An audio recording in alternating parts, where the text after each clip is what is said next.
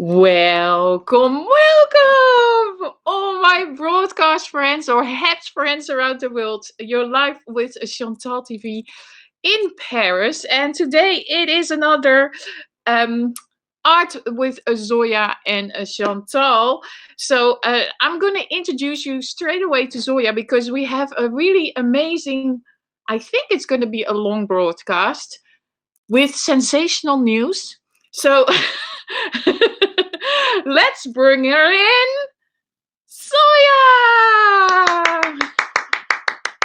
Bonsoir! Bonsoir! Hi, Chantal. Hi, everybody. How are you? I am very well. Sorry for the last week with the technical issues, but now I am here. And you're clear. You look so pretty. Look at that. We have a nice yellow background, and I have you big in the screen. Let's go first to the people that are saying hello to us. I see Ricky in the broadcast. Hello, Ricky. He received yesterday your painting in Los Angeles. with your plaster. We have Earl, bonsoir. We have Curtis, who's on YouTube. Yay! Bonsoir, everyone. We have Aid. We have Anne. Hello to Le Monde. Welcome. So what is the subject we're talking about tonight? We have Santa Cruz, we have Beater. Hi guys. What are we talking about tonight, Zoya? Well, we'll continue talking about Van Gogh, as last time we didn't have chance to talk about it. And we have a lot of things to talk about because it's such a great subject. It is an amazing subject. Let's just put us next to each other so people can like make screenshots of both of us. How do I do this? Ta-da!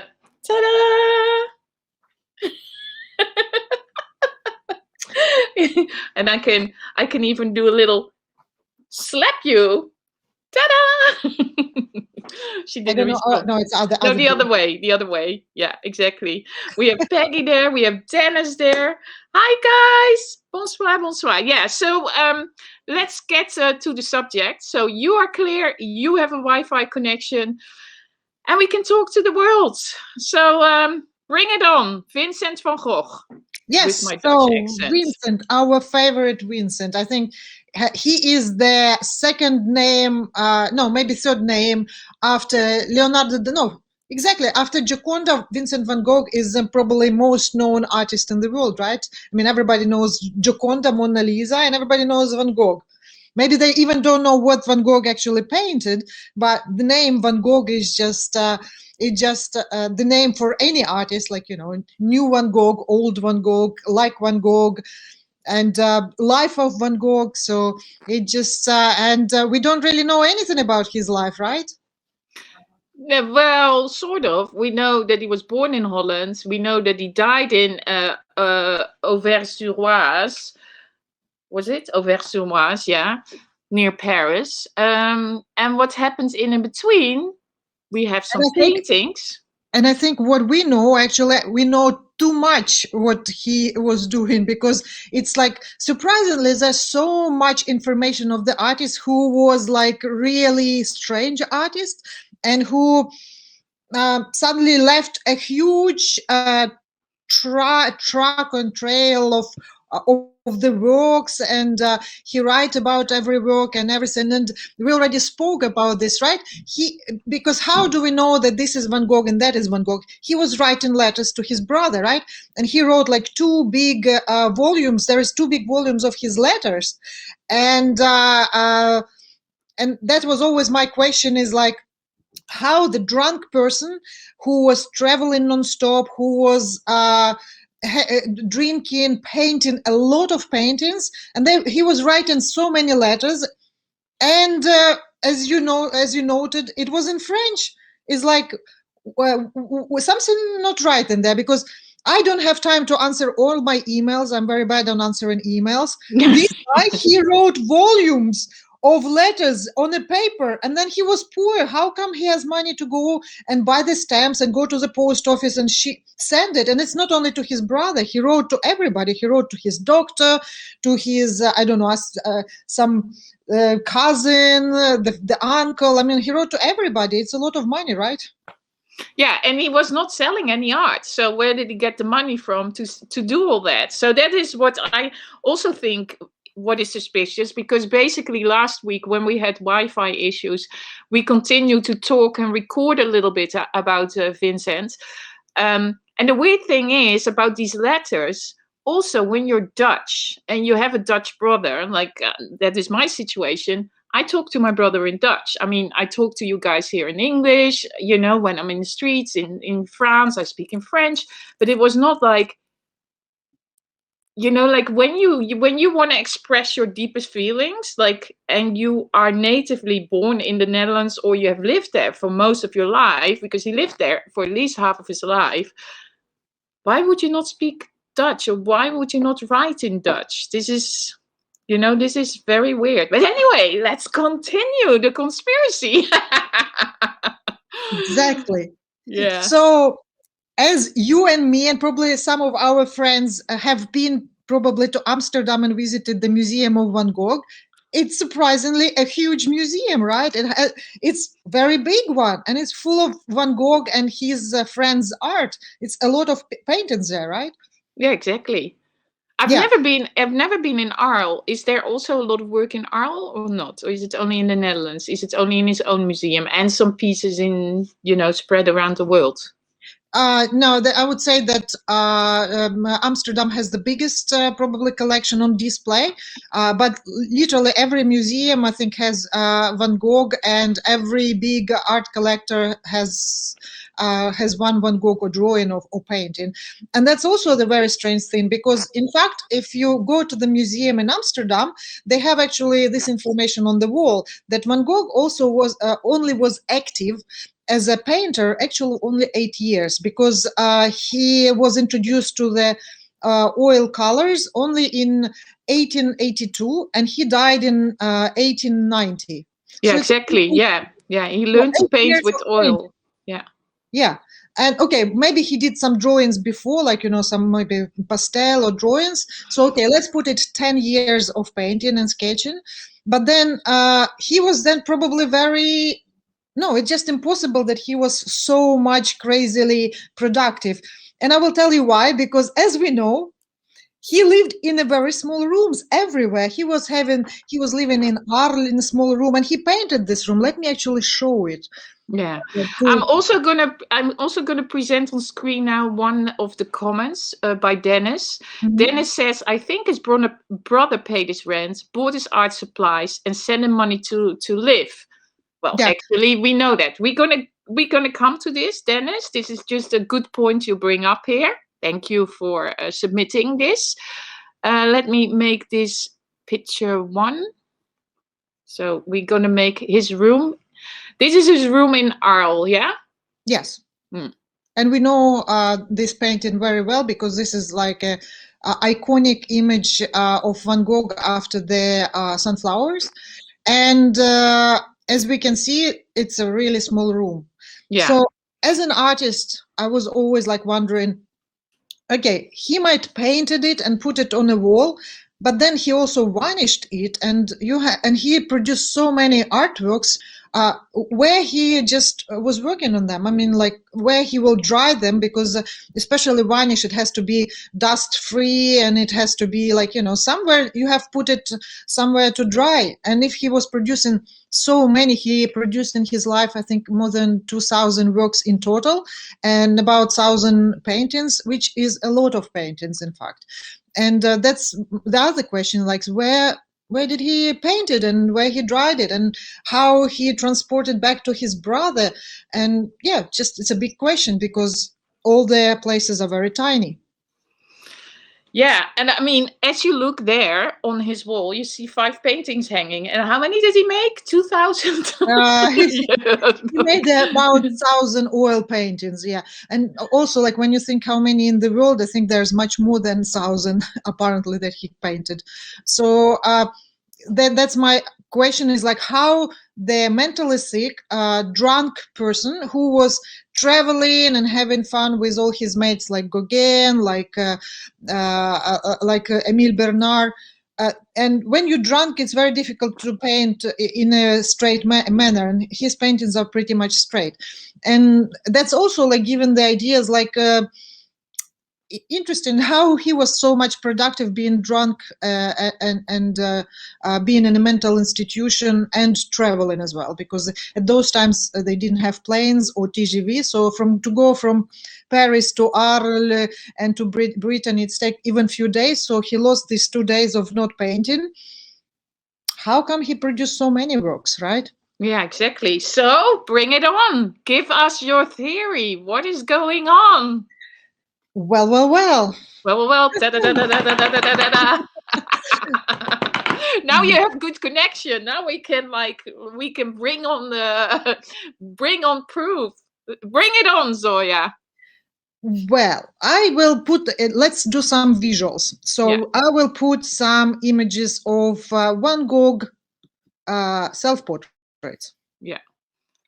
I will take myself off the screen. Shall we take us?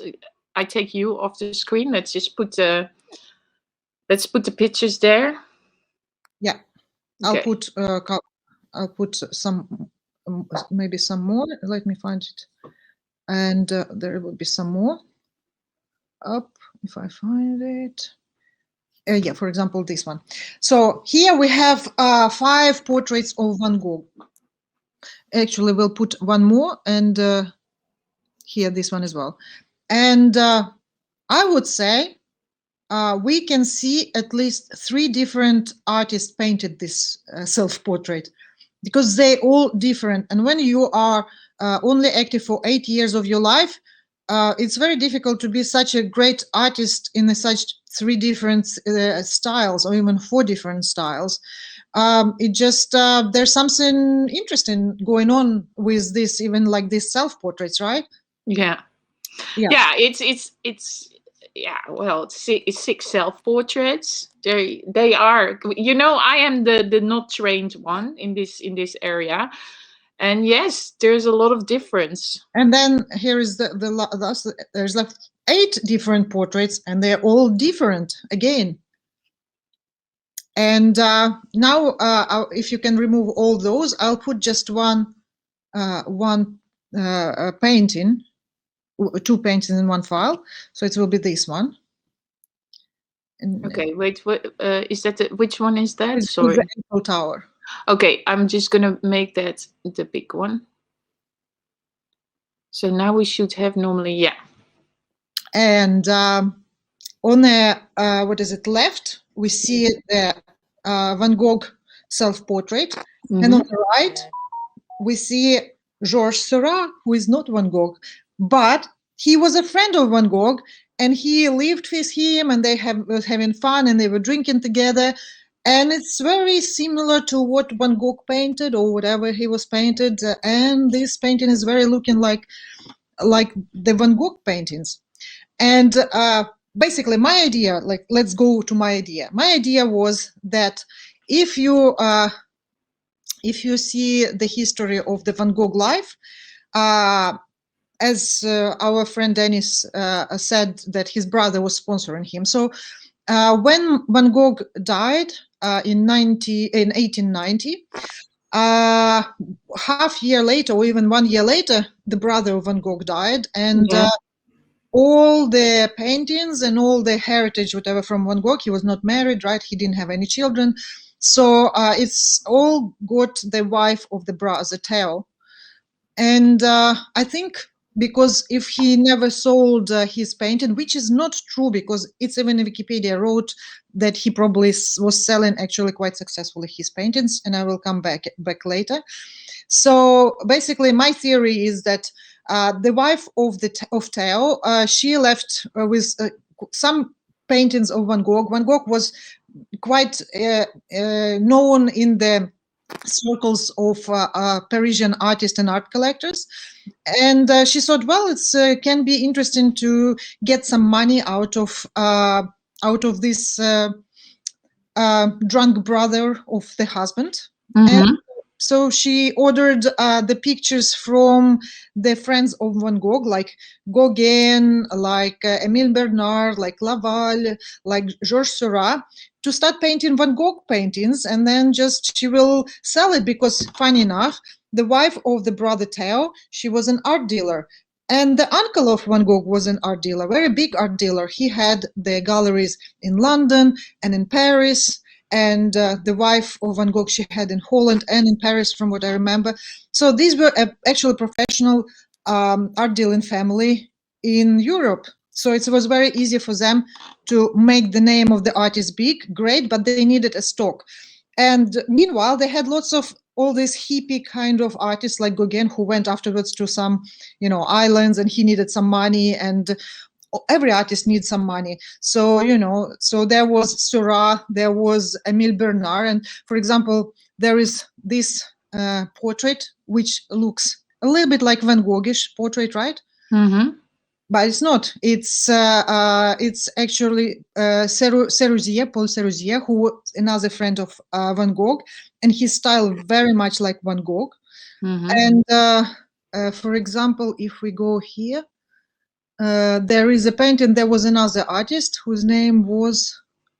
Let me see if I find it. Tick, tick, tick, tick, tick.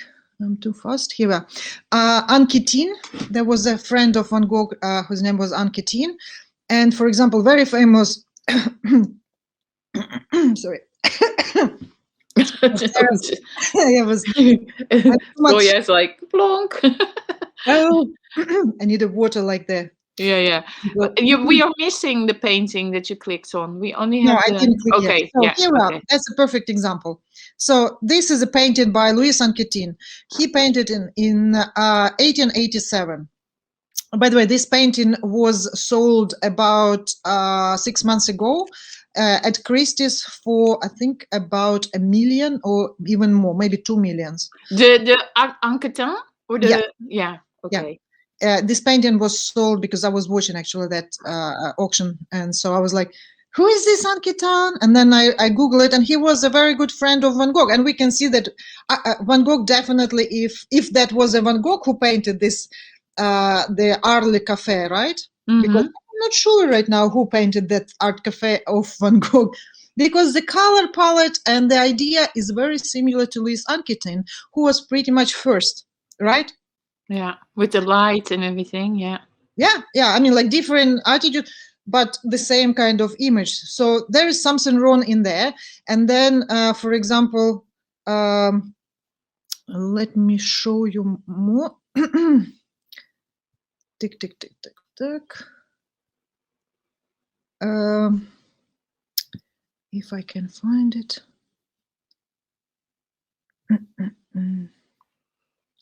So, by the way, guys, share this out. Share, subscribe, sponsor, do whatever you like here on apps. So I will probably, I don't see, well, for example, I'll give a little bit more of the self-portrait. So this is a picture of lots of self-portraits of Van Gogh from different era. I mean, he was developing as a, if we take this as a real kind of timeline of his paintings, it seems like he just started painting as a great artist from the beginning, and in 8 years he just developed as a great painter as well. I mean, sorry, the wrong painting. I'm trying to push the buttons, and I'm totally. Push it what again. am I doing? Oh, sorry. Wait, let me just clean it up. Chantal, come on, you can do it. It's not so hard to push all these buttons. Hoppa, boink. There are the portraits. Yeah. I mean, for just a newcomer who basically had a very basic art education, it's a very great painting there, right? Yeah. And so many of them, and so many different styles and different color palette, because in those times they didn't really have the kind of tube colors. Tube colors just appeared in 1860s, I think, and they were quite expensive. The tubes were small, so they were still using the colors that they go in the shop and they order it and doing it. Here is like just different color palette, different colors. So just also very strange, right? Yeah. Yeah. Yeah. It's anyway, but this is not on time frame, the portraits, how they're ordered. They're just like in style organized. I don't know. I think it is actually in timeline. Oh Who knows? yeah. I think so. But even like you see, like for example, 4 paintings with the head, with Yeah. his forehead. I mean, like I'm sorry, this is 4 different artists painted it. Yeah, no, like somebody is saying already number 6 is different because there's somebody on Twitch watching. Mhm. I think, yeah, number 6, but for me, number 13 is really weird as well. Mhm. But maybe that is the one he painted himself. Well, he probably did painted something by himself. I didn't say that Van Gogh didn't exist and he didn't paint in some of his paintings. I just thinking like if you think logically, it's very difficult to paint so many paintings, very high quality paintings, and do the drawings, being a drunk mental sick person traveling and writing also letters, because writing a big letters, it takes time. Yeah. You know, And yeah. answering now SMS, yes, no, maybe. It took us time a lot to do this, right? Mm. And then again, like all this small kind of things, like you say, why he was writing to his brother in French when they're both Dutch. Yeah. Yeah.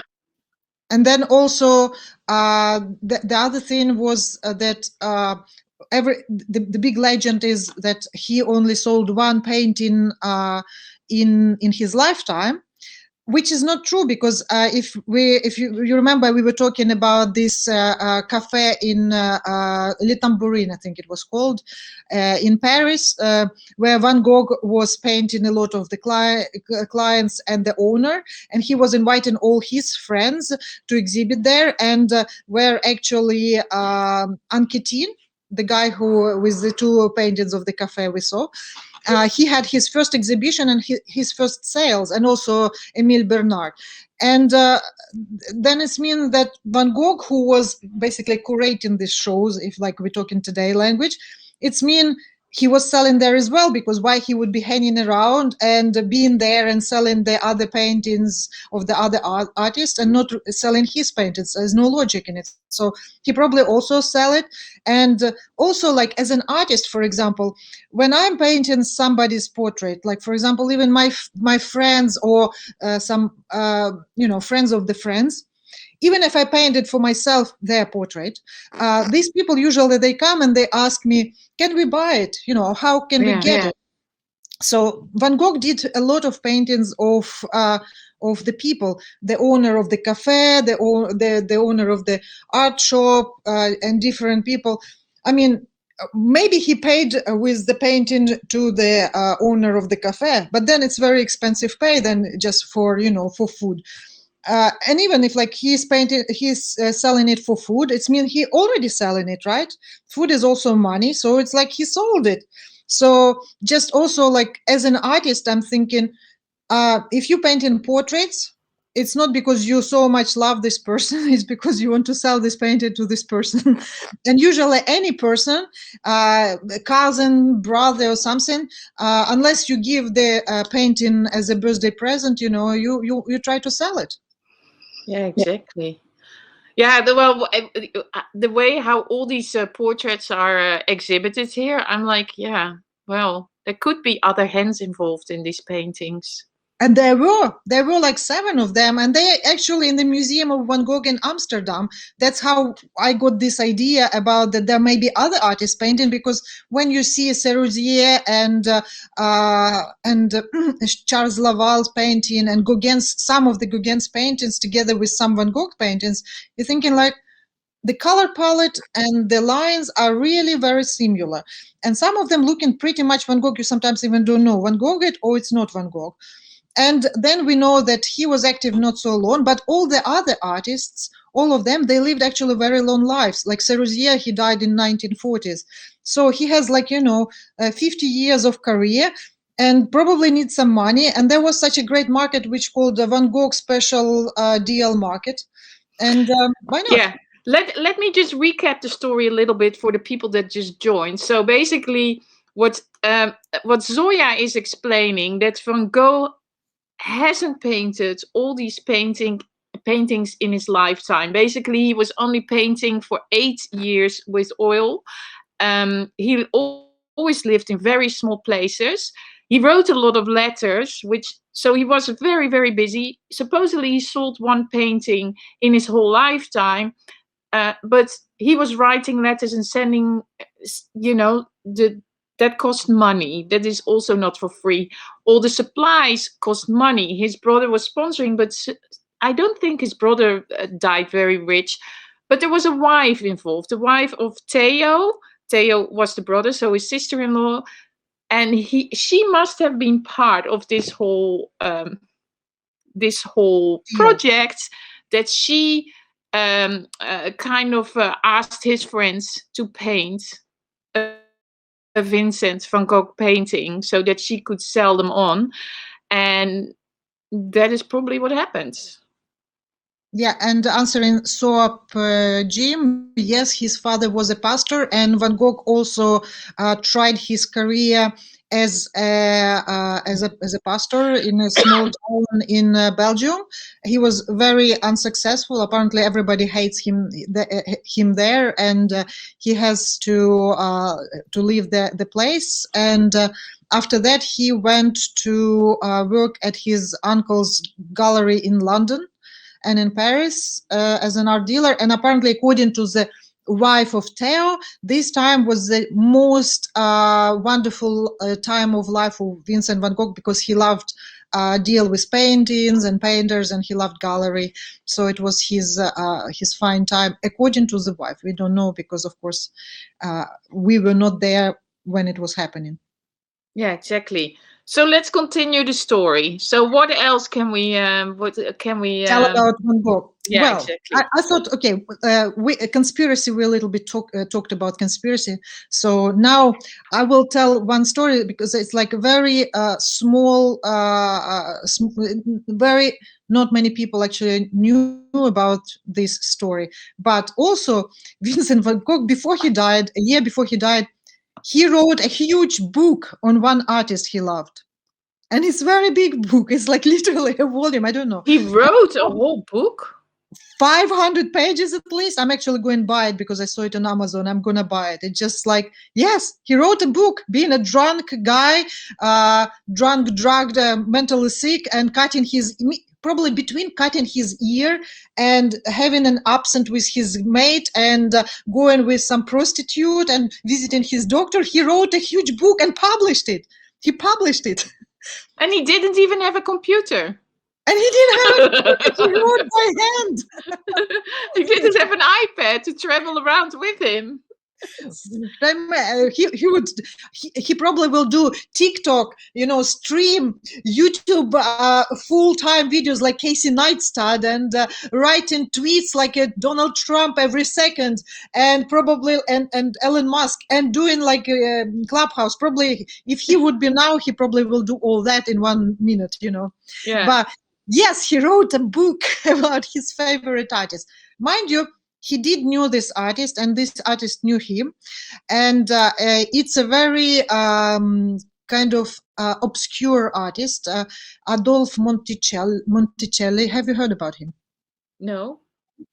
It was an artist who lived in Provence. I think he lived in Aix-en-Provence. Yeah. And he actually, he was like the biggest influential artist of the time when Van Gogh was around. So it's about 1860s, 1870s.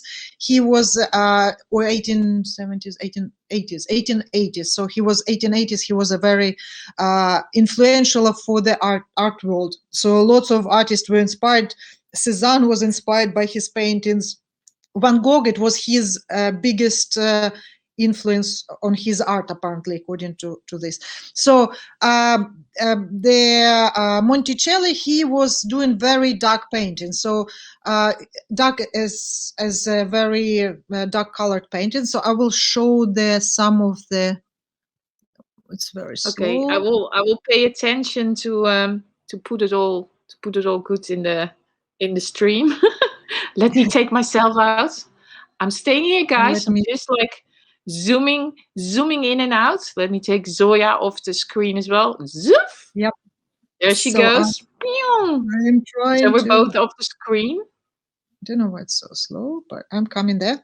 So this is a cover of a magazine, because once they made the beautiful exhibition, and that's how I got to know about the Monticelli, and it was exhibition called Van Gogh and Monticelli, and that's how I got to know about this wonderful story that Van Gogh was so impressed by the paintings of Monticelli, he started painting basically the same subject and Monticelli, and that's how probably that's the real Van Gogh, because it was in an early time of his career. And this is, we can see that they combined Van Gogh on a left and Monticelli is on the right.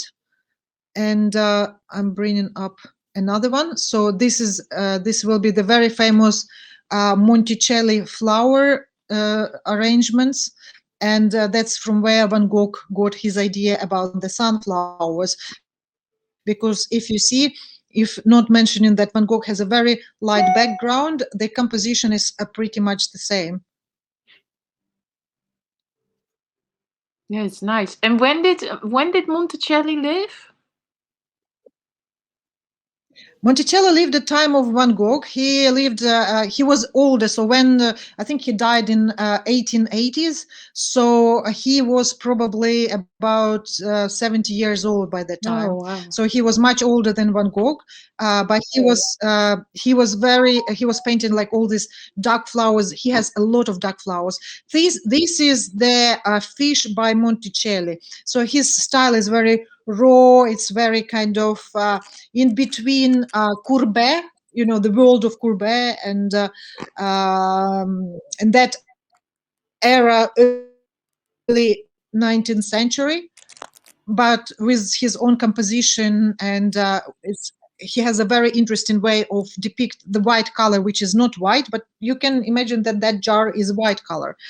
And so this is the Sardines by Monticelli. And so Van Gogh was inspired by this painting, and he painted. And Monticelli, was he French or Italian? No, he was French. I don't remember where he born, but he definitely lived biggest of his life, biggest part of his life in Aix-en-Provence. And so he was basically in correspondence with Cézanne and with Van Gogh and with all the artists who was coming to the south of France at that time. Okay, so here we have Van Gogh painting herring. So, herring, yeah. And Monticelli sardines. Yeah. So basically, Van Gogh took the idea, took some composition. So we can see also here that there is a zigzaggy lines of the table. Van Gogh also did a little bit zigzaggy of the table, and a fish laying in their position, a kind of also zigzag position. And again, the Monticelli had the tradition of the Barbizon school, so very dark background, dark subjects as dark by color. And Van Gogh was a new wave, so he didn't care about the classical uptake to the paintings, and he did very bright and light paintings, right? So here is another Van Gogh and Monticelli. So Monticelli on the left and Van Gogh on the right. Wait, let me just tip.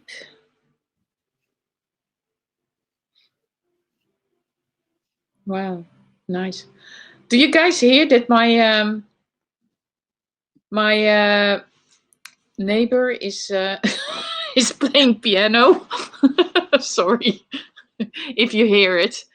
He's in training. Do you hear it or not? I don't hear it. Oh, I hear it. Would this be like a study? No, it's a full time paintings, both of them. So it's oil on a canvas. All the paintings are not really large size, but still, coming back to my previous comments, you still have to dry it. Oil dries long, oil dries a month or even a couple months, and then you have to varnish it. So my point about Van Gogh, where and how and when he did all that. Yeah, exactly. But this is a small story about Monticelli and Van Gogh, and the master who also who was influenced on Van Gogh. And also the other story about Van Gogh not having money, or okay, maybe brother Theo sent him money, but as you said, he didn't drive very rich, and I mean, like, to support the brother in a different country is a little bit of money. And also when we think about that, Van Gogh was very much influenced also by Japanese prints. And the story is telling that he went to the port and bought the Japanese prints who just arrived from Japan. You know, Japanese prints cost money. They cost money today, they cost money that time. And also you have to put it somewhere, and meanwhile you're painting and doing all these things, like where, when, and how. Yeah, like how did he have the time? Because he only lived for such a small amount of time. Exactly. And I'm now bringing up the painting of Van Gogh, which is absolutely beautiful. I love his paintings. And this will be of Japanese inspiration, especially Japanese inspiration. Ooh, the famous one. Don't we all have a pillow at home with that drawing on it? I know, like Bobby has. I mean, my this is one of the most favorite paintings of my mother-in-law, and Bobby has a pillow that she got as a present in on her bed in Montreal. So this is the one. Yeah. I think I have something with this painting, but I don't remember what I have. But yes, this painting is very great and light, and very Van Gogh, inspired by Japan. And today is the time of the cherry blossoms in Japan and in Europe. And in Paris and in Europe, exactly. Like they're all over the place. I will be making a trip soon to the Parc Monceau to check out the blossoms, like 2 years ago, because I couldn't do it last year because we got locked down. Yeah, everything was closed, and everything was was difficult to get to. And I just to tell how also Van Gogh lived. So in the place where he was there, where he was pastor, they threw him out because they were not happy with him being in a church. So he lived afterwards in this small house, and this is a small house. It's not Van Gogh's house.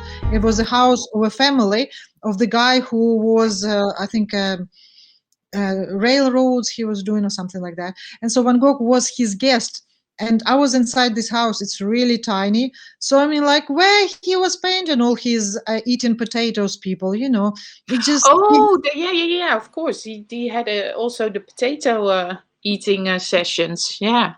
And also all this series about this dark area where people miners. This is where the mining area is very really depressing. I can see that he did that maybe because the area is, when you see this his drawings and you see this area, you understand why it's happening. It's still kind of very slightly depressing. I'm sorry for people who, because he was always but that's living how I feel as an artist. Yeah, but I mean that was the same like in the last stage of his life, you know, when he went to Auvers-sur-Oise. It was also, he was living in the auberge, like in one little room. I'm trying to find the picture of the room. Where is it? Here.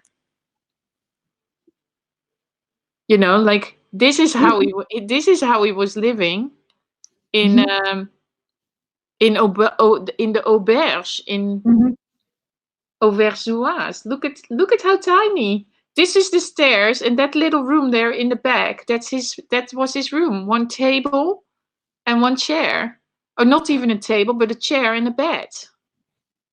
Yeah, and again, like, and as I see, it is under roof almost. Yeah. It's again like it's like in the top, yeah, like that. Because one of my studio is exactly in under roof. I have to say, this is the most terrible place for artists to paint because you have no walls to put to dry your stuff. So in my case, I put a huge nails in those roof, and my paintings are just stuck in a order, in like order one under each other. Yeah, because he in that room, I mean, it's like really, if you anybody who comes ever to Paris, take the trip to Auvers-sur-Oise. It's only 24 kilometers outside of Paris, and you can do a tour to this room, and it's just so it's because they have never put anybody back in that room, so it's, you know, you just feel like how depressing that room was. Also, he was there in May and June, so the hottest months of the year. Well, he died in July, I believe, but the hottest months of the year, he was living in that, like, under the roof area. Well, that's crazy. Thank you guys for all the super claps, and thank you guys. Well, I will show now his painting of the place where he lived in Arles. So that tiny yellow house is the house he lived in Arles. But the house had their cafe bar under it, right? And he has like just one room on the top. I think the house had maybe 3 rooms on the top, and it was 3 artists. It was Paul Gauguin lived there, and some other artists who visited Van Gogh. And so Van Gogh had also, so it's super tiny. Again, like, you know, 3 artists, where did they dry their paintings? I want to know. I need to know, because also now my studios are very small. I want to know how they managed to dry, varnish, and stock it. Yeah, and also he was always living, like, his little rooms were always above the auberge or in a cafe that he could eat the lunch and the breakfast or the dinners in the building. So that was all included in his rents. Pension. Yeah, it's like a pension, exactly. But it's really it's a legend. Let's say like this: maybe we are right, but the legend is great, and we all love legend. And fake news will all the time. You know, it's not it's not a new thing. So the sister-in-law basically created fake news already in the end of the 19th century, early 20th century, and she made a good living out of that. So she was a very good marketing person. She had a good strategy. Yeah. I mean, we don't even know her name. I have to Google, actually, because I think maybe I read her name, but we never heard about. Well, I think there was a cousin, not cousin, like great grandson, child of the brother or something of Van Gogh or something, who became I'm just Joanna van Gogh Bonger. She looks like me. You don't have Van Goghs in your attic by any chance?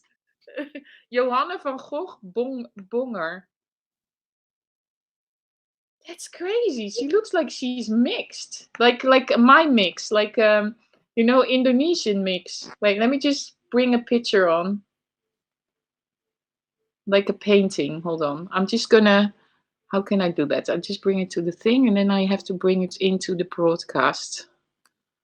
This is what I like from Habs. You can just, you know, Google, and you can go find pictures and then upload them, and, you know, still like put them into the story. Okay, here we go. So but then I still didn't get the answer when she was living. Oh, she does look like you. It's like, where is she? She's here. Let me push it. I push it. Yeah, you push it. Okay. Okay. Yeah, there she is. Here she is. You see? She's have like some Asian roots in her. She has the Asian Indonesian roots. Like, wait, let me just go. Yeah, totally. Now I understand. Businesswoman.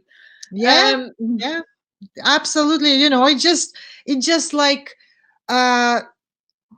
that's what I love about the art history is I love paintings, I love drawings, I love going in the museums, but it's also very big fun to study how artists made it to the museum, right? And what were their lives? Because some artists had a really difficult lives, and some artists had very easy lives. For example, Toulouse-Lautrec, let's say, he had an easy life in terms of social money kind of things, right? Because he was from the rich family, he was aristocrat. He had a bad luck in his health because he was he born with big health issues, but in total he was very lucky.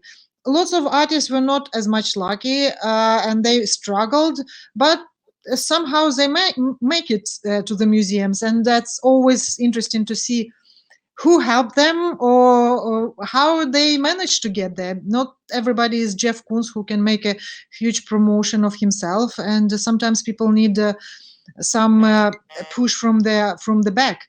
And I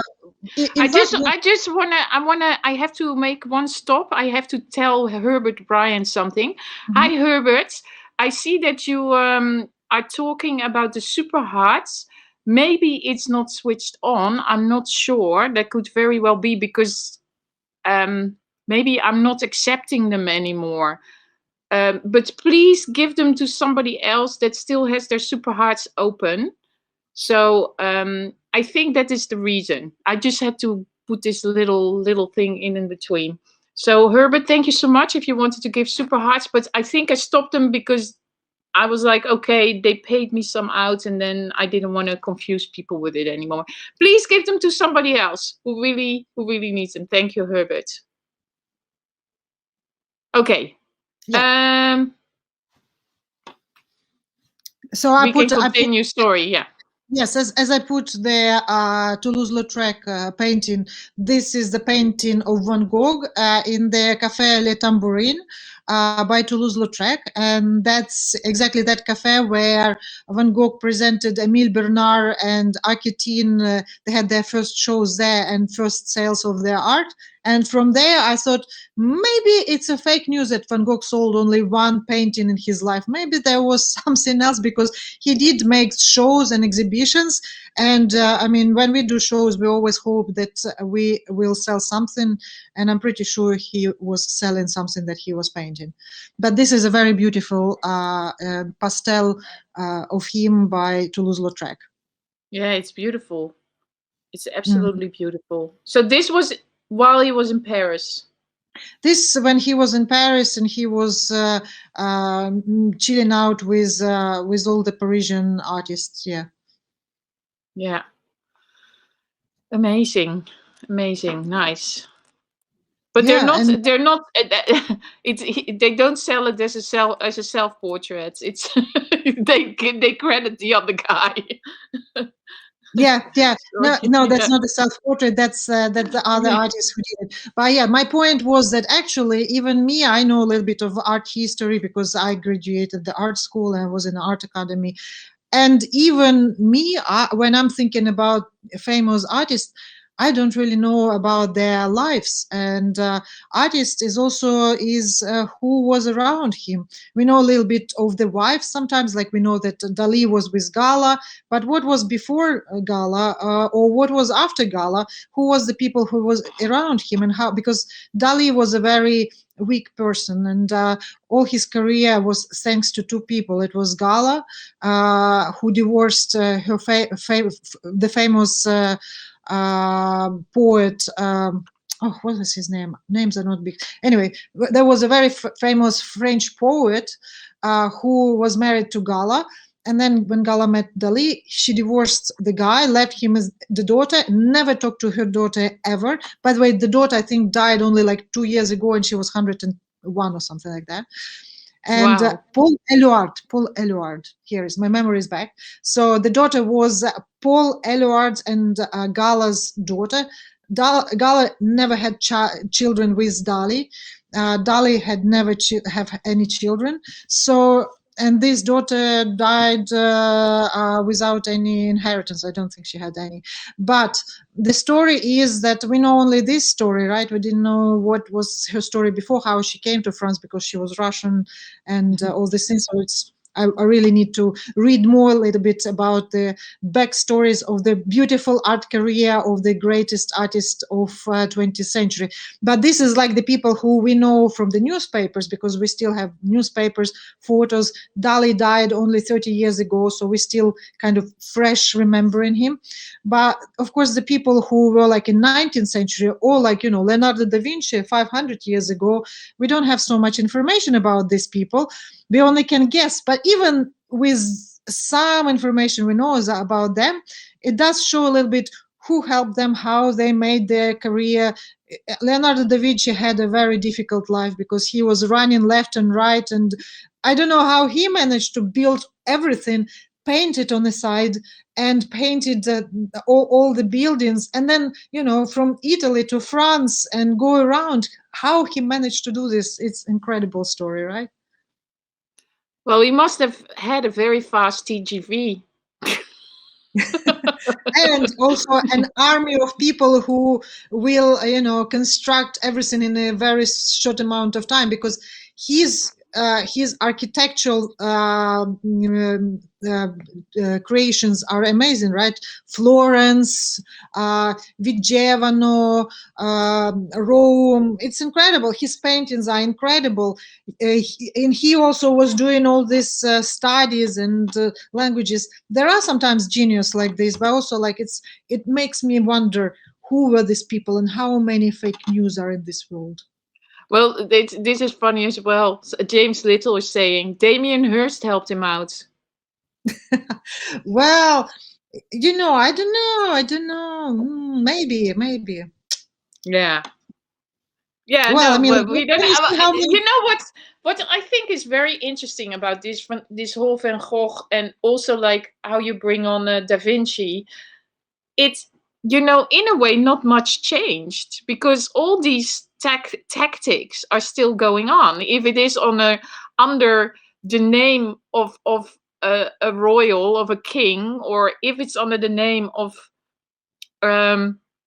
you know, like the famous White Cube gallery or whatever, it is all, you know, like speculation as well, basically. Like they're helping, they're creating, and yeah.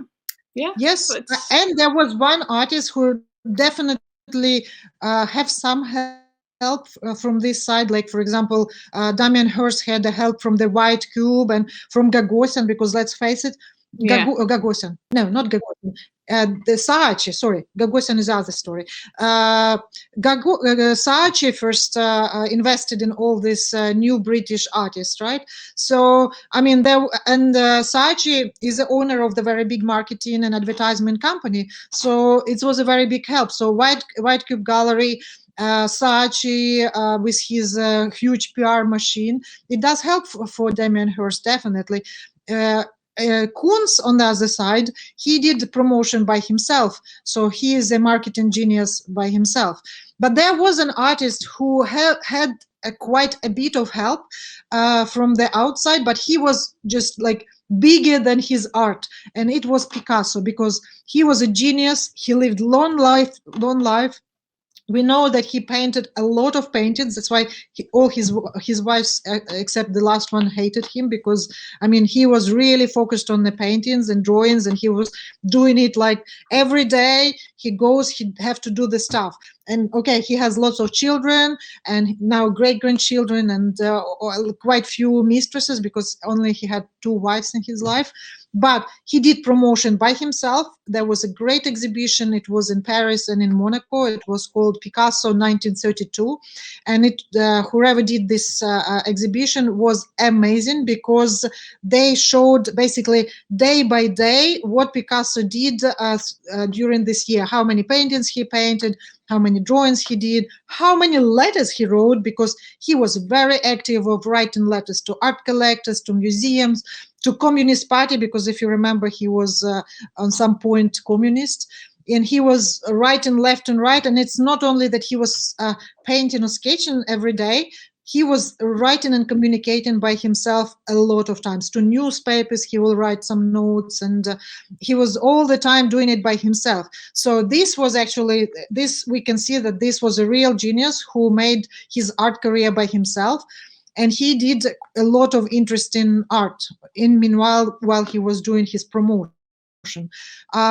But Picasso, that's why Picasso is Picasso, and that's why all the other people who was around Picasso, like for example, Braque is, let's put it, he is in a museum, but if you go on the street and you say, do you know Picasso? And everybody like, yeah. And you say, have you heard about who is Braque is? And like, who? You know, it does shows who is Picasso and who is Braque. It does. That's for sure. And Picasso turned 83 or something. He was in his 80s, yeah? Or 90. When he died?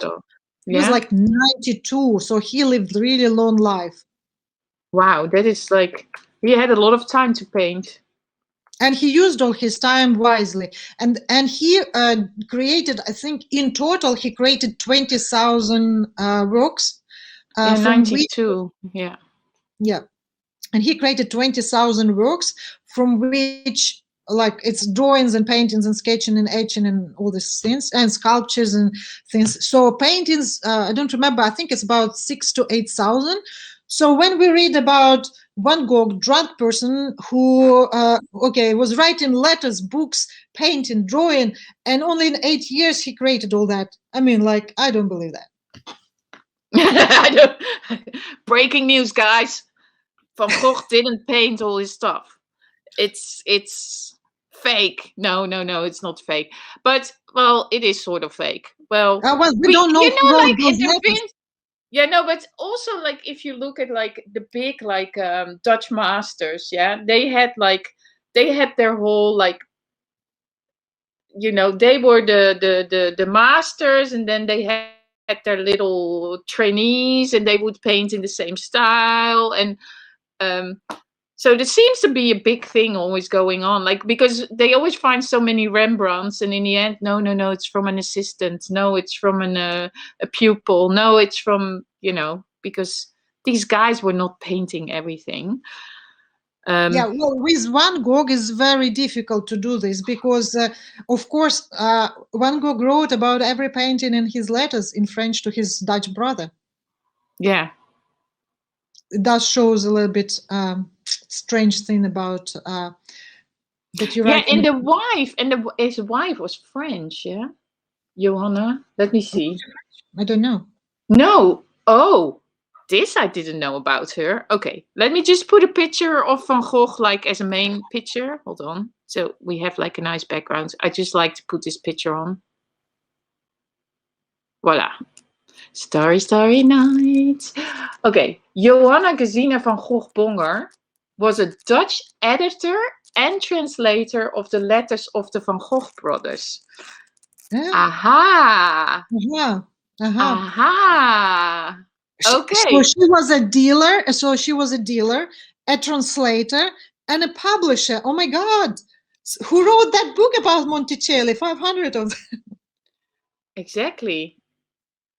And the sister-in-law of painter Vincent van Gogh, and became a key player in the growth of Vincent's fame. Mm-hmm. It does shows, right? I mean, like, when I thought about her, I thought, and then when you think about that, all the artists who was a friends of Van Gogh, she all knew them. And so, I mean, like, you know, I'm just guessing. Okay, maybe she couldn't paint, but they did, and you know, there are very many similarities between artists, you know. So just like. So James Little commented, "Prime suspects." Well. Paint your palette blue and gray. Well, we're getting to a point here. So, like, basically recapping again for the ones that are just coming in. So Zoya and I are talking about Vincent van Gogh. Zoya is talking through the art history of Van Gogh's paintings. But what is very suspicious, he only painted oil for 8 years. He was living in tiny little rooms in pensions. How could he have dried all that work in those years?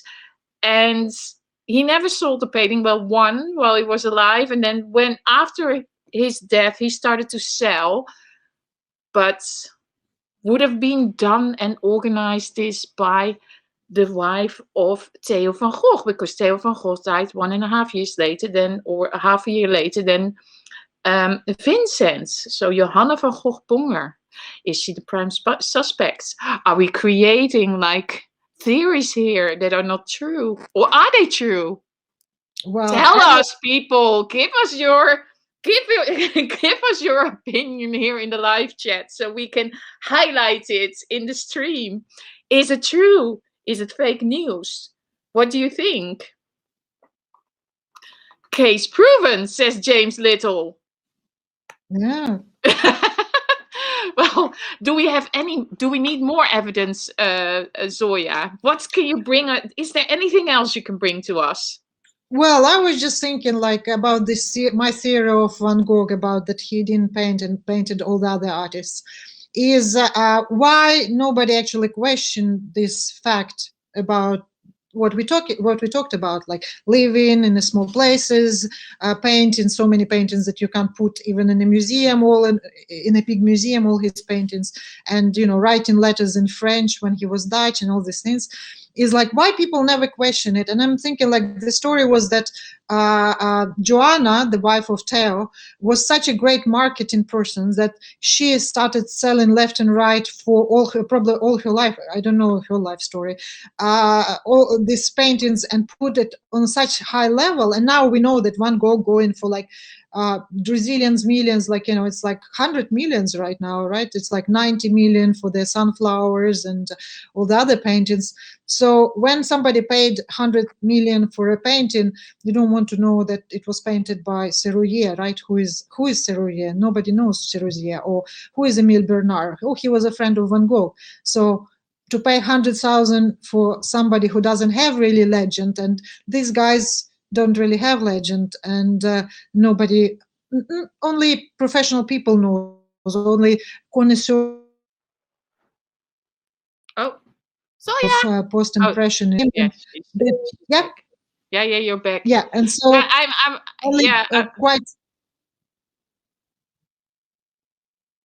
Yeah, continue. Sorry, we don't hear you. Yeah. Do you hear me now? Yeah. Yes. No, it just I think it's the story is in the money, because right now Van Gogh is not only the great artist, it's just a very good investment. And there's so many people who invested in the name of Van Gogh, including the Joanna, who probably invested first. And so it's just unprofitable to break this legend. But as I'm an artist, I just want to know why, how, and when. Well, I see another interesting little detail here. Mm-hmm. In that it's a pity I only read about Joanna now, but Joanna was married, so she was widowed. Then she remarried in 1901 with Johan Cohen Goschalk, a Dutch painter who was born in Amsterdam. Then she was widowed again in 1912. And in 1914, she moved Theo's body from Utrecht, so from the Netherlands, to Auvers-sur-Oise, and then put it next to the grave of Vincent. Okay. So why did she do that? Why did she move? Like, basically, like, when did he pass? 1889. Yeah, we have two graves together. Look at the video. 15 years later, she moves Theo to where Vincent is. So there must have been a reason why she did that.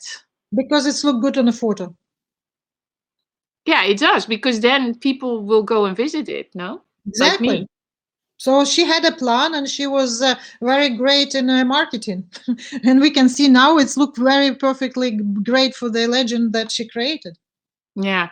Here we have another one. Ricky is commenting. He says, I'm not sure. So many people of the past wrote long letters daily and still wrote books, painted paintings, etc. I have a comment on that. Okay. Ricky, yes, they did. but they were not mentally sick, drunk people who were traveling and sitting in the hospitals and having no money. Okay, Ricky, I hope that disputes your your answer to that, because I do understand that you know, people in that time wrote like long letters and diaries and, you know, that kind of stuff, but he was Damn, doing a how lot come? because also like oil painting wise. So in the last, like, let me just, in the last 70 days of his life, let me come with some facts here. So on the May 20, 1890, he arrived in Auvers-sur-Oise. In July 29, 1890, he died. So he was 70 days there. He painted 78 paintings in 70 days, and he was living in a tiny little room. And then he moved, and so what he did with his paintings, he just dropped them Oh, in he a... died there. He died there. So Oh, he died there. No, this is like, I'm talking about the last like 70 days of his life. He painted 78 paintings only then. Oil paintings every day, and one of the famous ones, of course, I have to pull it up, otherwise I uploaded it for nothing. Let me because Zoya uploads everything, so let me give her the credit there. So let me give the la la la. So here we go, that goes off, and then, sorry, I'm putting this one. So this is then one of the famous paintings he did there, that he just then, you know, 70 of those 70, no, 78 of those in 70 days. So more than one a day. No, you can't paint one a day. You have to dry it somewhere and then varnish it. You just have to have space for it. Yeah, because we see how fast you draw and paint as well. So we know that it's possible, but yeah, you're saying like it's oil painting, so it needs to dry, and yeah. It's just a technical information about I can paint 70 paintings in 70 days if I will be forced to, or like I really urge myself to do that, because they're also not small paintings. They're not like you know, just a small version of paintings. They're quite big paintings, so you just have to put it somewhere. And and he lived in the under roof, you know, in the summer. Yeah, Dry fast. exactly. Not as fast as 70 paintings in 70 days. Yeah, well, it's actually 78 paintings in 70 days. But let me just present this on the screen, because Nina is taking the side of Van Gogh here. She's like, but people with mental difficulties can write to help them feel better. That's true. But he was also out painting the whole day. No, yes, but also, like, I have to say, he was very famous by being drunk and smoke a lot. And I've been working with many famous artists in my life, and I met many famous, I'm speaking about museum quality artists in my life. And one thing that they not tell everybody like me, like their assistants, it's impossible to paint or write straight when you're drunk, you know. And all his letters are beautifully written by hand, and all his paintings are very beautifully painted. There's almost no error. And all this, yes, mentally sick people, they paint greatly and wonderfully, and they have a very interesting point of view, but they sit in a mental institution without absent. He was drinking non-stop. Yeah. Yeah, no, well, this is a case very well explained. I mean, I can see that some people, klinkt Nederlands, ja, heel Nederlands. Vincent van Gogh. Sorry, I had to do that because somebody was commenting on my Dutch. Somebody is confused about it. I get some like against your theory things, as what Ricky said, and also Nina. It's hard to relate, is what Ricky is saying. Even when I had little else to do and had plenty of space, I still couldn't produce like some of those even half as prolific as some artists. Well, at this case, I will go on a Van Gogh side. If you're mentally sick, not drunk person, you can produce quite a lot. And if you have somebody taking care of you, and we know he was on a pension, living on a pension as a pension, like pensioner, yeah. not pension, like pension, right? So he has a room and a food. So if he would not be known as a grumpy drunk always with a cigarette person, I might believe a little bit, but again, where he dried his paintings, that's that's my biggest question. How and where, and also varnished it, because painting is one thing, but then varnish, you have to have at least table where you put it, and because when you varnish painting, you have to put it flat, because if not, the varnish will drip. Yeah, will drip it. So you have to put it flat. So he had to have at least table. I don't think they will allow him to, varnish and leave for a day varnish painting in a cafe downstairs. Yeah, Brett from the HEPS team, he's saying to Native Graffiti, Hemingway said something like, "I write when I'm drunk and edit when I'm sober." Because they were discussing the fact that also Shakespeare was a kind of situation like that. Did he write everything? Yeah. Guys, there's a similar set. Writing is not painting, because painting, you have to have a clear, your hand has to be with your mind, and when you're drunk, your hands are not with your mind. You're confusing Ricky. He's like, it's plausible, just trying to wrap my head around this. Ricky, this is why we're doing this broadcast, because I know that Zoya has this story on her mind forever to tell to the world. And I've heard it, like in the meetings we had, she would always bring this up. So I know this is like really a story, so I really wanted to bring it here to the platform as well, because I think it's nice to talk about it. I'm Dutch, so I'm related to Van Gogh. I am not an art specialist, or I'm not an artist. I'm I know how to broadcast and talk, and and Zoya has all the knowledge, but I thought this is like the perfect time to give you this platform to talk about that, Zoya, because I think it's wonderful. It's a great discussion. Exactly. Thank you. It just like knows about Lisa and Vincent van Gogh. And can you repeat that, please? Can you repeat that, please? Because I meet a lot of people while I was traveling around the world, and almost everybody around the world, they know about Mona Lisa and Van Gogh, and the legends of both of them are incredible. And we don't know who did marketing of Mona Lisa, because it was painted so long time ago. But Van Gogh lived only 100 years ago, 150 years ago.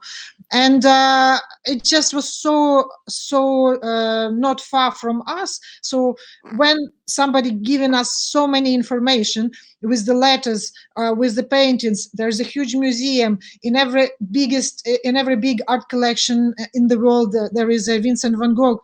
And we know that he was a drunk guy. There was this woman who knew him when she was a girl, and she died. She was 107, right? And she said, I remember him. He was always drunk, grumpy, and smoking like a train, and it's just like, as I'm an artist, and I'm always stealing the ideas of a lifestyle and art, and how people make their work and how they communicate with the world as being an artist. So I thought, let me research such a successful art career, which is not so much successful according to the legend, because he was poor, drunk, and never sold any paintings. And then now he is the biggest artist in the world. So how come it's happened? And it just, when you start, clicking all these boxes about, so he painted so many, how come he dried it, how come he wrote the letters, so many, why it was in French and not in Dutch,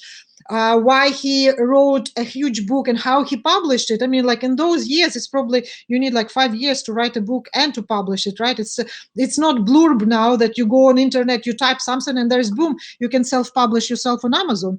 I mean, that's take time. And if mental institution, and you poor, and you eating only a cigarette a day and drinking like just an absinthe, and all the money goes in that. I mean, like, how it's possible? Impossible.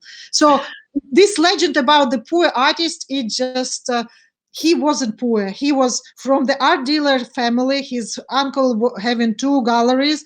His brother's wife was an art dealer and a publisher and a translator. What a perfect kind of place to be an artist, right? Yeah, exactly. And Native Graffiti commented, if this happened today, you know there would be major suspicions and questions and investigations. So yeah. So no, I it think won't. It won't. You know what it is now? It's called Banksy. Oh. It's a legend. Whoever did the Banksy, he's a legend. He created the legend. He put lots of money, and there are lots of people who doing marketing for him, right? So somebody doing that. So that's another marketing genius. Yeah. Yep, it is. But yeah, no, wonderful story. We all have something to think about now. It's time to take some absinthe and just see how he felt, like how we paint. Or write or broadcast. That would be By funny. the way, do you know where is the best absinthe in Paris today? Oh, but not today, but when they will reopen. No. I can tell you. There are 2 places with a great absinthe. One is our favorite Saint-Régis Cafe. Oh, Saint-Régis has a good absinthe. Okay. Yes. I mean, I really don't like absinthe. I really don't like it. But I like to invite my friends and they drink it for me because it's just so nice. That's me. I'm the same. I think we need to go with some friends. Definitely. I mean, I'm not drinking that. Yeah, so that's a one place, and it's just because Saint-Régis, before COVID, it was the best place to go and have a drink at night. And the second one is the historical La Procope. Okay. La Procope restaurant downstairs is a bar and cafe. And they have a beautiful, I think maybe even from 19th century, this machine, the absinthe machine. Yes, yeah. With like to burn the absinthe and then like to mix. Yes, and, yes. Yeah. I go there sometimes with my friends or with Chill Bill, and they having a drink, and I sketch them and then I paint them. So that's cool. I just love watching that. Oh, that's so cool.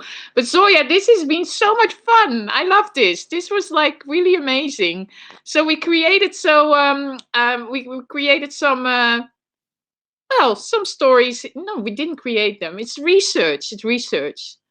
It's just curiosity. Yeah. Like, we can't why to take everything what people say. You just have sometimes to use logic and just thinking like, I think there's something something interesting there. So why not to see what is interesting and who created that interesting story? Exactly. And I mean, still the paintings are amazing. If you see a Van Gogh, at least it comes out of that whole like that story, and it's still like good artist. And this has been so much fun. Yes, Stacey, it has been. So, but we're going to have a little bit of pressure on this now after having this wonderful story. What are we going to do next week? What are we going to be talking about? Good story. So give me some idea. Guys, what would you like us to talk about? Exactly. You, people in the audience, let us know. What do you like? Very interesting to listen to all of this. Merci. You're welcome, Curtis. But awesome. Provoking. But that's good sometimes to provoke and to lift a little bit the lid on things. We don't have to take everything for truth. We're not allowed to say anything about viruses or diseases or, because then we are spreading fake news. But we can talk about art. So somebody is saying here, this is Nina. She's like Monet. Then we have, Morisot, Morisot, Ricky, yes, it's an American artist. She has an amazing life story as well. Yeah, it would be great we will one time we'll talk about her. Yes. About who? Berta Morisot. Yes, she was a female impressionist, and she has a very interesting private life. Yes. A very interesting. Monet, yes. J opera, yes. It's also a funny subject because Monet was the guy who painted all the beautiful lilies and landscapes, and Manet was a little bit before, maybe same times, but I think a little bit before, and he did the Odalisque, and he was more. I would not say I love him more, but yeah, he was a different artist. Stacy is asking for another good mystery. Mystery. Oh, there will be plenty of them. If we start talking about the artists, there's always mystery. Like all these top artists that are selling for 100 millions today. I mean, like, Munch. Oh, Munch. Munch, yeah. Edvard Munch. I have a very good story on Edvard Munch. Am I gonna get in trouble if I broadcast all that? Like you telling those stories? Like I'm gonna be kicked off of all the live streams. Then Michelle Alexander is saying maybe the impact of this art in future generations and movements. Impact of that in future generations. All arts. Having all great art has an impact on the future generations, because I mean, like, look at me. All my famous pieces like torsos, like coffee drinkers, I got an idea from the past. So my torso series are the series that I created after I researched the prehistorical art, the sculptures by Rodin, by Michelangelo. Everybody was doing torsos, and I created my torsos. So I've been influenced by the whole art history. Then I was at the exhibition of the degenerate art in Salzburg. And this is German art that was burnt or banned by Hitler in 1930s. And I was so much amazed by the power of the engravings, like linogravure. And so I created my series, which called Coffee Drinkers. Guys, you can always check my website or just Google my name and you will find all. What is the website again? Tell me. So www.zoiaskoropadenko.com. And so, yes, I think every generation of the artists will always look at the past, and we're not competing. We are playing with the same subjects all over again, and we just try to make it, to make our subject, the ancient subject, our subject of today. Yeah. And I followed that half, but anyway, I hope that the others follow that, because sometimes I'm like trying to focus to put your website in there. Michelle Alexander is like, oh, thank you so much. Yeah, I think you know what, I agree with you. So not so to keep your inner streaming and not kicked us out by telling some secrets of the artists. How about next week we will talk about Louvre and your favorite art in Louvre and my favorite art in Louvre. What are we going to talk about? Say it again. Your favorite art in Louvre and my favorite art. Oh, the favorite art in the Louvre. Oh, wow. Well, I did this night thing with Tim, that we went through the night. This is like a really brilliant broadcast on Periscope. We went at 3:30 in the morning in the Louvre, and we went around. I mean, that was not my favorite art, but it was a favorite Louvre moment because it was just spectacular to be there. It was really a night in the museum, you know. It was super cool. So let's talk about that. Let's talk about that next week. And then, yes, we will do the female impressionist, Monet versus Manet, and Berthe Morisot, because Berthe Morisot, I just love her story. Just I think we just don't know how many artists were related to each other. I mean, the impressionists, post-impressionists, like early 20th century people, they were basically big Kardashian family. They were marrying to each other, divorcing, and ordering from each other things. it's just like literally, if somebody will do like, the cartoon about all these relationships of how they were interacting. I mean, not speaking about all these artists who lived in 30s, 40s, 50s. I mean, Man Ray. I mean, I think this guy, he was sleeping with everybody literally, and Gertruda Stein and Peggy Guggenheim. I mean, like it's like non-stop big Kardashian series going from like mid 19th century, because they all kind of having photos, so we can relate with this one, and until now, basically until 90s probably, because now somehow it was broken. We don't really know the private life of today's artists, right? Yeah, not yet. Well, sort of. They are a lot of. I see already quite a few like more famous artists marrying like Instagram stars, and so we start to see a little bit of information. And can we also talk? This is like a subject I would like to learn a little. Oh, Zoya disappeared. Zoya. Maybe it's just my computer. I would like to learn also a little bit. I don't know if you can hear me. Can you hear me? Yeah, I'm back. Yeah. I'm back. I don't know something happened. Yeah, tell me. I also would like to learn a bit about NFTs, because this is like the new thing on art and the future. And, we're talking about art. I think the NFTs are also something what is important to touch, because it's the new way of selling art, basically. So what do you know what NFT means? NFT is non-fungible token. Yes, I know what it is, because, guys, if you're into NFT, I'm selling my art pieces for NFTs. You can find me in Google, and yes, it's a new fun place. It's how you can sell your digital art. Oh, it can be not digital. Digital, it's image. You're selling your image for the crypto money. And so, for example, one of my digital drawing of my series Notre Dame Brûlée is sold for 1 Ethereum, which is a cryptocurrency. And so I think it's a very fun place to be for an artist of today, because it's even I'm a traditional artist. I do paintings and drawings with like pencils, brushes, and the colors. But I mean, I think the digital art is something very, very interesting, and the possibility to sell it's even more interesting, because of course, when I've got my iPad and I was doing some doodles about 10 years ago, I was following the footsteps of the David Hockney, the English artist, probably the artist of UK right now. He's now 83 or 85.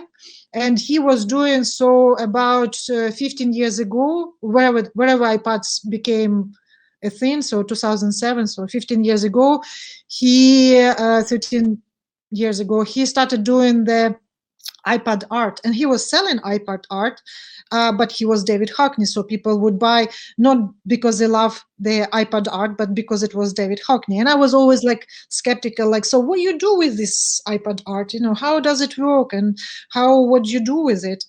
But then, as we know, last week in the Christie's, Beeple, which is an American digital artist, he sold his series of his digital art for $69 million. And that was just a daily work from 2011. Like he made like 5,000 or something, 5,000 different works that he connected. I was just like, wow, 69 million. But anyway, I pulled up a page because I don't know which language this is, but they have been writing about Zoya and her NFTs. This is Ukrainian newspaper, but if you go to the, I'll tell you which website. And then Dina is saying, "Oh, this is so much better than what is on TV. You shouldn't watch TV." What is your rule about TV, or what is the rule about TV in your household? Repeat it to me. In my household, I don't have any. I don't have any TV because I don't have time to watch anything. I mean, like if I have time, I only maybe listen to something, but not watching, and not TV, but like some maybe podcasts on the internet. And I'm right now I think here we are comment. I'm sorry, I'm very new to this, and I have to open it. And here will be my Rarible NFT marketplace. So that's, if you guys up to the NFT file in your collection, that's my Rarible.com. I'm just opening. Oh, I hope I'm not killing the broadcast. Hold on. Hold on. I just want to. Oh, I can copy it. Yeah, I just copy it so I can bring it onto the screen. Oh, wait, let me just see if that works. Hold on. Oh, it's all white. Is it? Hold on. I'm just. It's a secret. Secret. If you type. Oh, there it is. There it is. There it is. It's coming up. It's coming up. Yeah. Must be so. It is heavy. It is heavy, so it will be dialing. Yes.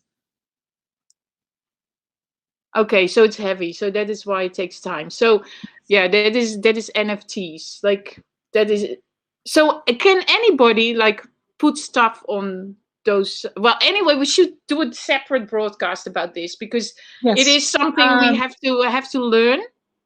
Yes, I would say like this. Almost everybody can put things on an NFT market, but you have to be on a crypto market, because you have to pay to be. You have to have a wallet, and you have to have access to the digital market, to the cryptocurrency market, which I have, because for last 4 years or 5 years even, I am accepting Bitcoins for my art. And at the beginning, people was like, what is that? And why is it there? But hey, people did pay me some Bitcoins when the Bitcoin was like 6,000 euro, you know, or dollars for a Bitcoin. And now it's like, what, 59,000, 60,000? That's a good deal. That's a good deal you did on your, so like, basically, because the Bitcoins, they went up, like also the value of your paintings went up like that. That's amazing. Well, the story is that it's not that I was sure that it will rocket in somewhere up. It just, I like to give the platform for everybody to buy my art for any money my art is cost. So I am just putting the approximate price for any currency, if it's cryptocurrency, if it's a currency from Mars or from Moon or from the Sun or from the other galactics, you know, there will be Elon Musk money, I will accept them too. So I give to everybody possibility, and I love the new things. So that's why I'm doing an NFT, and I am in a crypto market. Yeah, and I also have to explain this, guys, like Brett, who's from the HAPS team. Zoya and I have been going around Paris and some other places already where I would film and Zoya would sketch and draw and make wonderful things. And she would sell it for coffees, which was also like an amazing thing. So Ricky and also, Stacy. Her name. No, not Stacy. No, not Stacy. No. Oh, forgot her name. Anyway, they already purchased with buying coffees, paintings from Zoya, and they have already arrived. So there's all sorts of different ways, creative ways also to sell your paintings. And Zoya and I will definitely in the next month or in 2 months again do this drawing and sketching a trip, like live streaming it, and people can see it. By the way, I still need to make a clip for Ricky with the drawing. If I can add to the Brett, I also agree with you. I think that the prints today, you know, in the era of like super brilliant printers, is like a very silly thing to make a prints out of something that you can buy as a original, you know. And I think the artists has just to not to do prints, but just sell the originals on affordable prices. Like, you know, paintings is okay, is expensive, but then do the drawings and do originals. Sometimes people asking me, oh, how much is your prints? I don't do prints because prints cost money to produce, and it's not it's like buy my drawing for 300. There's no point for me to make a print for 250, you know, when you can buy my original and for 300. So it's just my point is like, I don't understand people who buy, you know, lithographies of, for example, Marc Chagall or Dali for 30,000 euro. I mean, guys, lithography is basically, if on contemporary language, is called printer, you know, Canon printer or Brother printer or whatever, Sony printer. Just it's a print. It's a print. Lithography is not even the linocut of 10. It's the Epson. It's the Epson. It's the Epson that we all have in the house. Yeah, I mean, that's what it is. Lithography is a print.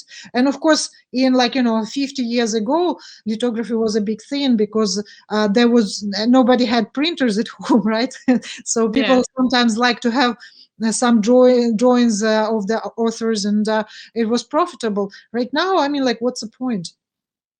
Yeah, exactly. Well, there you go, Brett. So you should follow once a broadcast where Zoya is doing the art and where I'm filming. And actually, we made a whole series with me filming, Zoya painting all the floods for many years. So we started in 2018. Well, you started in 2016 with the flooding of the Seine project. I started live streaming in 2015. But we combined our strengths, me filming Zoya, doing that. So hopefully in the future, this can be a combined exhibition as well. So, you know, we're bringing everything on a different level. I'm not an artist. I'm a producer. I'm in content creation with film and photography, and my specialty is fashion. But I really enjoy this. This is so cool. Anyway, it was Sandra, by the way, because Stacey, yes, I can see that. Stacey and Ricky commented on that. And Ricky, monotypes are great art as well. I love monotypes as well, and I know many artists who do monotypes. I think this is the best original print that anybody can have, because monotype, basically, I will explain to people what is monotype. Is basically you draw or you engraving something, and monotype is you can only print once or two times of the image. So yes, monotypes are great, but I was monotype is like an NFT. Yeah, sort of. But it's physical, and I agree with Brett. I like physical pieces as well, which is I think will survive the time. And I think NFT and cryptocurrency is just very big fun, and we have to have fun as well. So NFT, if somebody can afford NFT file, why not to have it? Because it's fun, and I hope to be a part of a nifty project. It's going to be a very big NFT crypto art project. So fingers crossed, I am applying for it. So hopefully I will be there. Yeah, exactly. Then Jay is commenting, buy original art that you love and can afford, whether $10 at the flea market by an unknown or millions from an established gallery. Exactly, Jay, because you have to support all the artists, local artists, whatever artist there is around. So that's a very good point to close this broadcast. Ah, my God, that was a lot of stuff. It's 1 hour and 38 minutes. That was, I knew it was going to be long, but I didn't expect it to be so long, and so much good feedback. So next week, we're going to be talking about the Louvre, about our favorite pieces. And Brett is saying to Jay, yes, or make friends with artists and support them. Exactly. Absolutely. It's called be their art just be an art collector of the artist, and first, each person who collect and buy from the artist, even for a small money, it give a confidence to the artist will to create more, and with this help, with this support, artists might get somewhere rocketing up, because I have all my art collectors behind me, and I feel kind of responsibility for them, that they have in my art, and they believe in me so much that they buy in my art. So I just only onwards and upwards. I know that I need my paintings has to be in the major art collections all around the world, and I will have my art exhibited in Louvre. Yes. Yes, that's the goal. That's the spirit, and that's how we're going to close it. Thank you so much, Brett. Every week, Tuesday night, 8 p.m. our time, which is now, there is like the summer change or something with America. High Five Awards. Yes. Thank you. Grateful for your time. Thank you so much, everybody, for supporting us. Next week, we will be back Tuesday night, 8 p.m. Paris time. What time? I have made a schedule. Go to ChantalTV. I'm putting all the broadcasts on there. Yes, I'm planning stuff. And Zoia was like the first one I really regular scheduled with. This was our fourth show, maybe. Yeah, for sure. Yeah. So we're doing this on HAPS every Tuesday night, 8 p.m. Zoia has better internet. Woohoo! we can finally do all this. Thank you so much for watching, everybody, and make sure to follow us. Bye, everybody. Dennis, and to write us the subject you want us to talk about. Exactly. You can write it wherever you want. Twitter, Facebook, Instagram, YouTube. Yeah, exactly. Yeah, Instagram is also Zoia Skoropadenko, ChantalTV everywhere. I am like ChantalTV. And Miss Lobop, to quote Pepe Le Pew, hand the censors, I'm coming to collect you. Thank you both. Bye.